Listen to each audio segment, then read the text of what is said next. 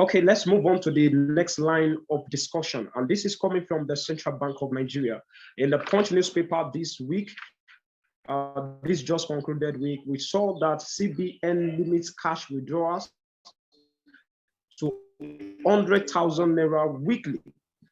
And the Central Bank of Nigeria has imposed fresh cash limits on individuals and organizations. And what this is saying is that individuals will only be able to withdraw 100,000 Naira per week. And that's from the counter, point of sale machines, talking of POS and all the automated teller machines, while organizations can access 500,000 Naira per week. Mr. Gideon, what would be the implications of this withdrawal policy? And how well will this actually help to sustain our economy in Nigeria? Thank you very much for that important question. Let me start by giving a background to the cashless economy policy of the CBN. Now, this policy was put in place for a number of key reasons. Number one, to drive development and modernization of Nigeria's payment system in Nigeria's Vision 2020. And that was why that policy was put in place in 2012. It's not something new. It's something we've been expecting since 2012. And the second reason was financial inclusion by providing more efficient transaction options and greater reach to the people, to improve the effectiveness of monetary policy in managing inflation, in driving economic growth in the country. And also the policy was introduced to reduce the cost of handling cash in Nigeria and tackle the problem of money laundering.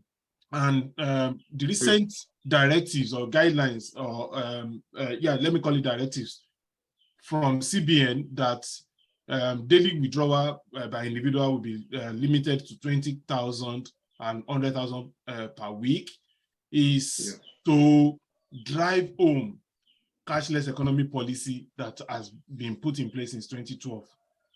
But we must understand that currently Nigeria is a cash-based economy with a lot of cash in circulation. And the thing I want to say is that even though the CBN have good intentions and they have good reasons for coming on board with these guidelines at this time, we must consider a number of factors that will make that policy effective and that will make that policy feasible. Number one, we have to consider that there is poor and inadequate e-commerce infrastructure in Nigeria. How many market women have POS, or how many market women or market men in Nigeria use e-payment system? That's number one issue. We have to look at the issue of the cultural issue, the social issue around this kind of policy. Normally, culturally, people don't accept change easily. People kind of, they resist change, especially when it has to do with something that has to do with money. So how many people are willing to accept this policy? How many people even understand this policy? So I think Central Bank of Nigeria has not done well in terms of orientation, in terms of education, in terms of awareness, in terms of providing the infrastructure to make sure that every market woman, women, every market man knows how to go about this cashless economy policy, knows how to go about their transactions without any disruptions to their transactions, knows how to use e-payment systems that are currently in the country, and even have those infrastructure with them. So if you have not done all of this, and then you introduce limits, such little amount of money that's what people can withdraw in a day, it's going to cause a lot of disruptions. It's going to make the life of the people miserable. It's going to cause a lot of pains for Nigeria in this festive period, and also in the new year.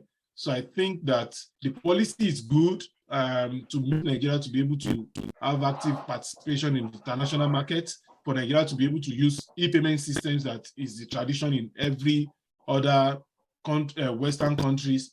But in terms of the social issues, in terms of the cultural issues, CBN has not done well. And in terms of the provision of the infrastructure that is needed to drive home this policy, CBN has not done well. And also there is a problem of lack of trust.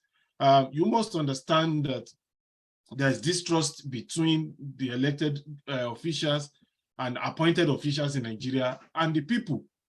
So when you want to endanger trust, you must give the people a lot of education, a lot of awareness.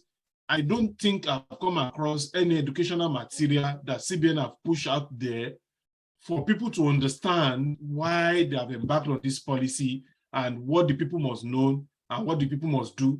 And they have not answered the questions that people might have, or the concerns that people might have concerning this policy. They've not answered them. So this is where I see the problem. And I think that Nigerians just have to prepare themselves for the uncertainties that this kind of policy brings coming into the festive period and also in the new year. Thank you.